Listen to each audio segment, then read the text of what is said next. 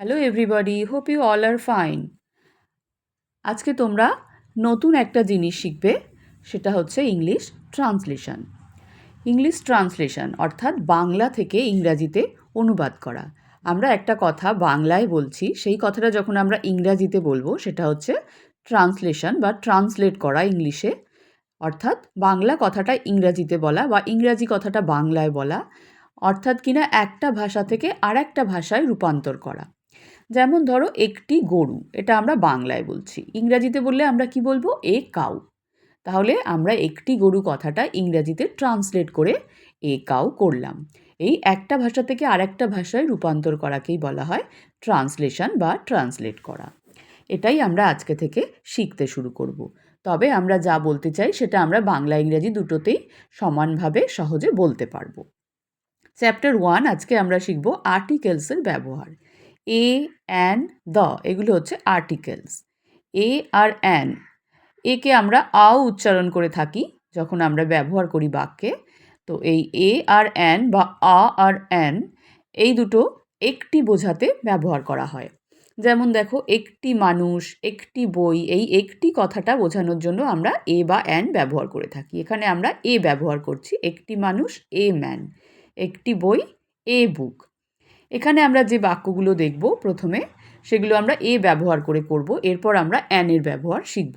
যখন কোনো শব্দ এ, ই, আই, ও, ইউ এই ভাওয়েলগুলো দিয়ে শুরু হয়, সেখানে আমরা অ্যান ব্যবহার করি।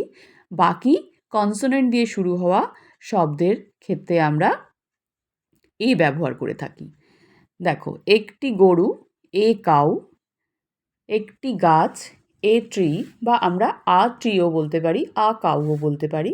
একটি কলম, আ পেন, একটি ছবি, আ পিকচার, একটি জামা, আ ড্রেস, একটি বিছানা, আ বেড, একটি মাদুর, আ ম্যাট, একটি কুকুর, আ ডগ, একটি বালিশ, আ পিলো।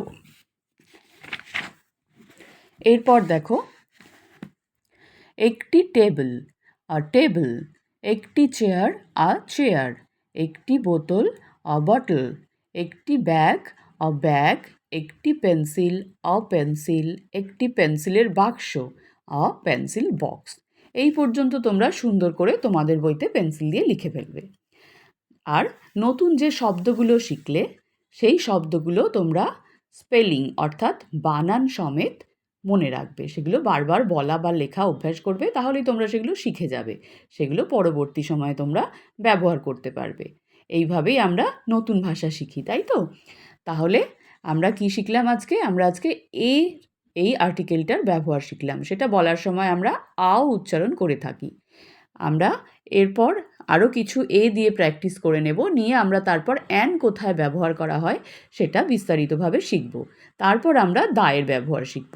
তাহলে আজকে আমরা এর ব্যবহার শিখলাম। তোমরা এইভাবে তোমাদের চারপাশে যা কিছু দেখতে পাবে, একটি ব্যবহার করে অর্থাৎ আ বা এ ব্যবহার করে বলার চেষ্টা করবে।